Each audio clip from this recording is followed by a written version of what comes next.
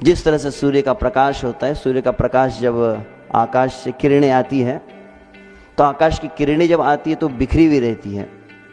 एक नन्हा सा बालक आता है, नन्हा सा बालक क्या करता है, कांच का टुकड़ा लेता है। आपने भी किया होगा शायद बचपन में कभी ऐसे, हम भी किए हैं।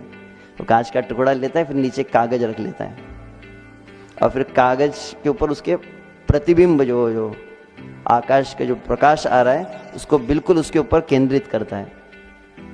और कुछ ही क्षणों में क्या देखा जाता है कि कागज आग पकड़ लेता है। तो आकाश की किरणें जब बिखरी हुई रहती है तो उसको प्रकाश कहा गया केवल, परंतु वही किरणों को जब पूरी तरह से एकत्रित कर लिया जाता है तो वह अग्नि का रूप धारण कर लेती है। परंतु होता कैसे है?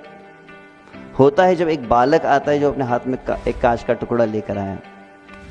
तो वैसे ही हमारी भावनाएं, हमारे विचार इस संसार में जब बिखरे हुए हैं तो उसमें शक्ति सामर्थ्य उतना नहीं होता है, परंतु कोई व्यक्ति होना चाहिए जो उसको पूरा कॉन्सेंट्रेट कर सके हमारी शक्ति को, और वह कांच होना चाहिए। तो कांच मतलब वास्तविक ग्रंथ है हमारे, और वह बालक मतलब संत है हमारे।